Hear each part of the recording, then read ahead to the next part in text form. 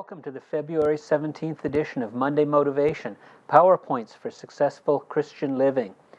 February 17th, today is the Random Act of Kindness Day, a day when we intentionally think about what can we do as a random act of kindness to help somebody else. We talked about that last week and my thoughts on having one day devoted to that and the fact that it's not a one-day event, but it's a mindset that we should have year-round. We should always be willing to help people. This week, we're talking about not so much random acts of kindness, but an intentional act of kindness. A few years ago, I started up an event called Church in the Park in Downtown Oshawa, and in that, I have gained an appreciation and a better understanding for the needs and the challenges of people who are less fortunate and through the summer living in the park. And then at the end of the summer we're gone, but that's a need that's there year-round, especially now that it's colder. And there are a number of street ministries that help to meet the needs and ease the suffering and the challenges that a lot of people go through. One such person that I met, John McNally, he is down there twice a week and he is delivering meals on the street to people who are less fortunate and who need that boost, who need that assistance just to get through a cold winter or to get through week to week, just to survive. And it's an intentional act of kindness that he's doing week after week. So this week's webcast is our interview with John McNally. I'm here with John McNally, and he's going to tell us some of what he does with the people who are in need in downtown Oshawa. I met him through the Embassy Church and Church in the Park, where we met a lot of the people who would fall in that category of needing assistance of some sort. And John's going to share with us some of what he is doing in downtown Oshawa. Thank you, John, for joining us. Thank you. It's glad to be here. So, John, maybe you want to share a bit of your story, what you do with the people in Oshawa, a bit of the background, and how you got into it. All right.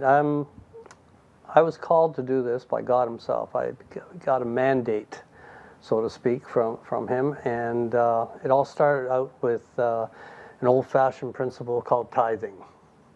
As soon as I started to tithe, God honored what I was doing. And I began to speak with him and asking him what he wanted me to do next. And he told me he wanted me to go out and feed the less fortunate.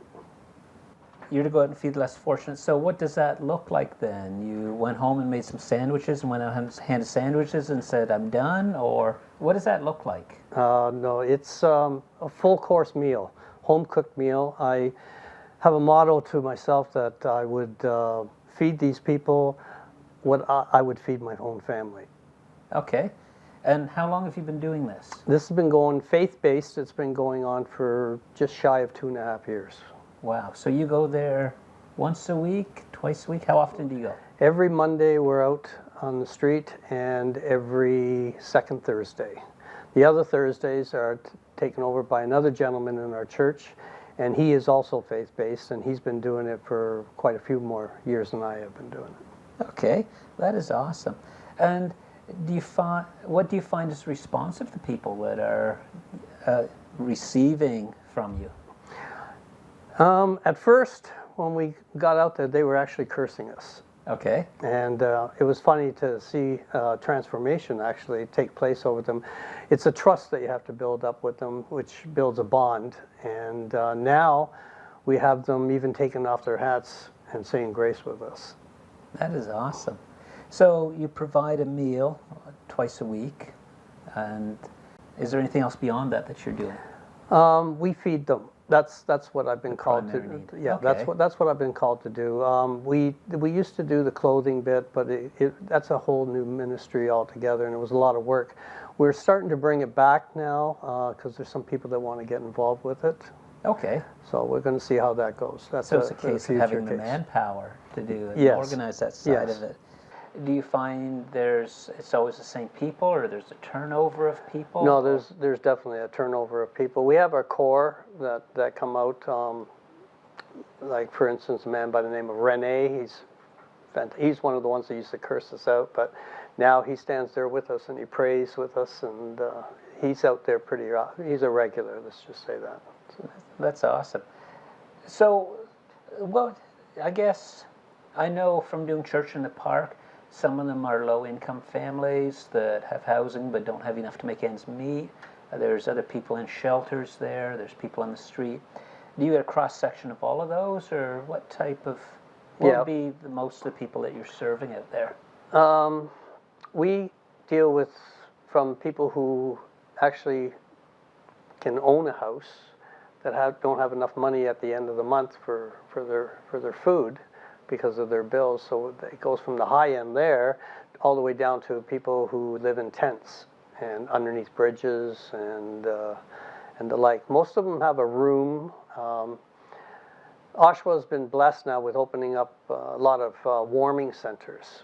Okay. So they're not allowed to sleep there, but they can go there to get warm. So a lot of them that have come off the streets when it gets really cold, they'll go to a warming center. They come to us for some food and whatnot. Yeah. Do you find it's a labor of love, or what keeps you going when it seems to get difficult? Is it labor of love, or what keeps you doing it or week after week after week? What is it that drives you, motivates Obedience. you? Obedience? Obedience. To that calling that you were given? Yes, from the calling that I was given. It was, I asked the Father what he wanted me to do, and it came back that I was to feed the poor. And it started off with working with David Judson and John Hodge, two members of our church. And as that got along, just wasn't enough for me. I wasn't satisfied with it. And it kept growing. My insides kept telling me, there's more. There's more to this. There's more to this. And when I went back into my prayer times and whatnot, I heard distinctly, I asked you to feed them, not to help feed them. Okay. And we were working out of the back of a car at the time. And I had asked John Hodge, who does the other Thursdays, the odd Thursdays, he was serving sandwiches. I asked him if I could serve some soup with those sandwiches, and he said yes. And so we started serving soup out of the back of the car. And in my prayer time again, it just wasn't enough. So I started to pray, Father, you got to give me a mobile soup truck. Okay. That's what I need, is a mobile soup wagon that I can go out there. And in my prayer time, he also says, I want you to go out on Mondays. So I went to the man who owns the RV, David Judson, and I said, can I use the truck on Mondays? And he said, if I got a blessing from the church, he would allow me to use it. So I went back to the church, and I said, quote, I'm not here to ask for permission. I'm here to ask for a blessing. It doesn't cost the church anything. This is all faith-based, and that's meaning by, if God does not supply, we don't go out. Okay. And we have been going out on the Mondays now for a year and a bit. I worked out in my truck back of my car for a year and a half, and then we started out in the truck because I got the blessing from the church. He allowed me to use that, and Monday night was born. But it keeps coming back. It's just not I can just go ahead and do this. I had to have a crew. I never had a crew because we're starting up a new ministry on a Monday night now. I had to have a crew, and I distinctly heard him tell me, ask your wife, Nikki. Okay. So I put that to the test thinking, maybe it's just my imagination rolling here. And I said to my Nikki, so I said to her, I says, I want the truth here. I want to know that you've been seeing me work on Thursdays and asking God what I was supposed to do. Have you been asking God what you're supposed to be doing? So she said, yes, I have been. And I put my head down, I looked at her, and then I said, I have your answer. You're my crew. My family is going to be my crew on the vehicle. Okay. So she said, really? And I said, that's the way it's going to be. So now we had the crew on the inside of the truck. Now we needed a crew on the outside of the truck. And God began to send me people from other churches and people from our church. And awesome. People with a heart after God himself. It's incredible. It doesn't stop on a Monday. It doesn't stop on a Thursday or a Sunday. These people work after hours with the people that we're exposed to on the street. And he began to send me enough, so we had a crew of 10 on the Wednesdays and 10 on the Thursdays. I jumped ahead here a little bit. After we started Mondays, unexpectedly, David Judson gave up the ministry. He stepped aside, and he just passed me the keys to the RV. Wow. And he said, I'm going to gift you the truck, and Thursday night ministries is yours also. And I was just dumbfolded, because here's prayer answered. He telling me to feed them. I'm asking him how. I'm going to go backwards here again. Monday night ministry got born from the fact that I had received a phone call, and I was asked over the phone, do you want a 4-bedroom house for $660 less than what I was paying? Because I was asking, how am I supposed to do this? I'm just a single income earner here, with a family of 5, and yet I can feed upwards of 105 people every week. That's what faith so does. that's what faith does. And so Monday nights was born, Thursdays got taken over, the truck came our way, and now we're envisioning a little growth happening, as we were talking about the clothing. You were asking about clothing, that we got rid of it. It's starting to make its way back, and we're looking for people that would actually attach themselves to our ministry and take care of the clothing aspect of it. Okay, that's so awesome. I know there's a lot of different ministries down there, but there's also a lot of need.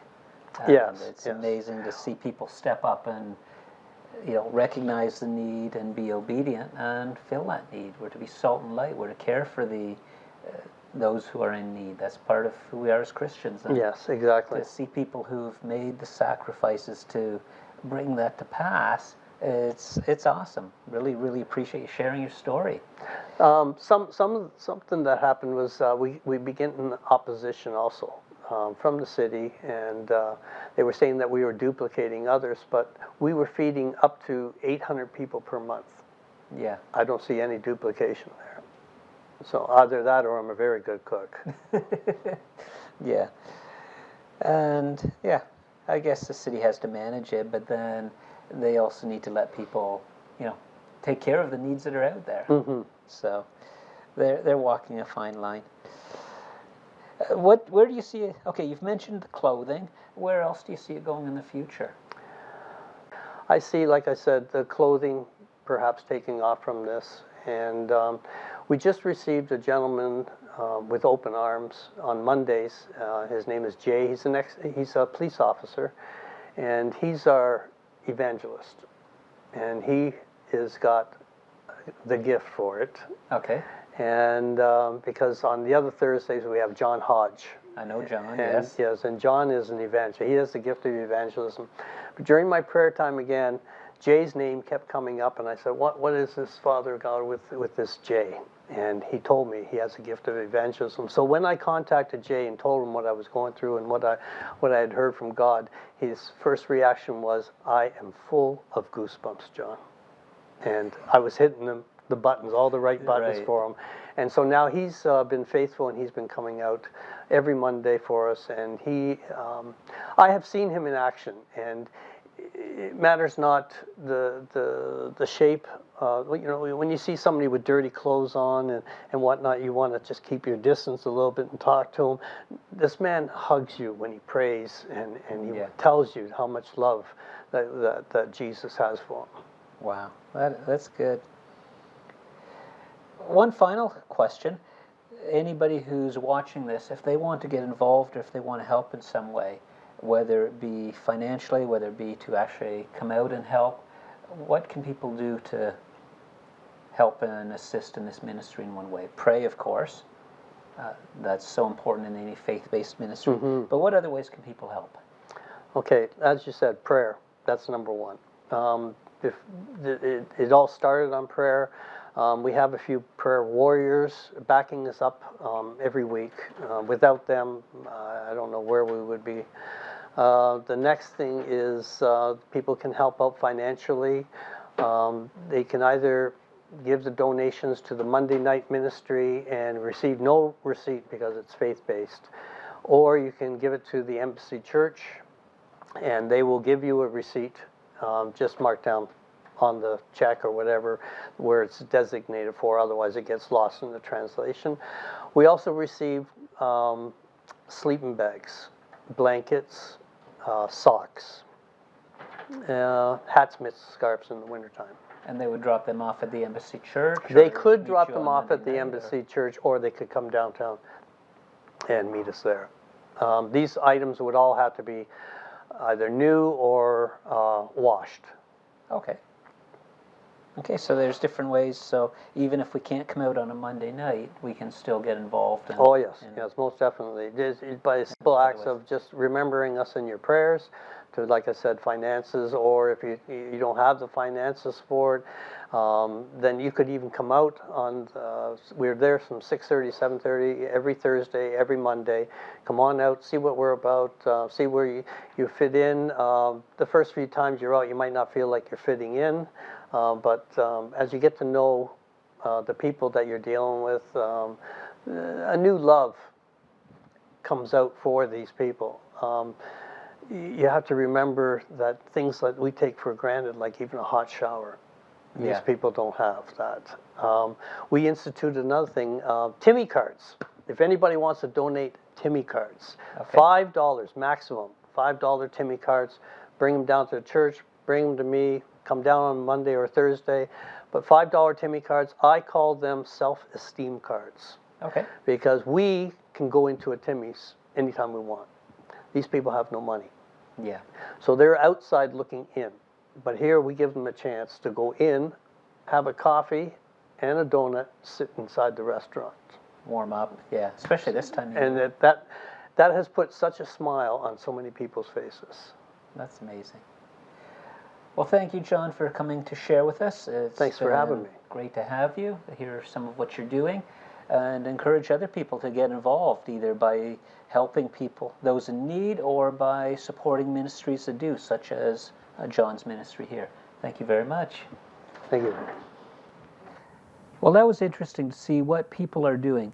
It's easy to say the government should do this or somebody should do this, but to actually see somebody who is getting involved themselves and making a difference, it should inspire and motivate us to get involved ourselves, however we can, whether it be through prayer, whether it be through supporting them with finances and with material, or whether it be actually going out on the street and helping people. We need to be involved. We're supposed to be the salt and light of the earth, and we can't do that just by sitting back on our couch watching TV. We have to get involved one way or another. And that's my challenge to you. What are you going to do for a random or an intentional act of kindness today and throughout the year? Hope you've enjoyed this webcast, Monday Motivation. Our website, monday-motivation.ca. Like this video, subscribe to our YouTube channel, like our Facebook page if you want to share some of your random acts of kindness. Our Facebook page is there to do that. Have a great week. We'll see you next week on Monday Motivation.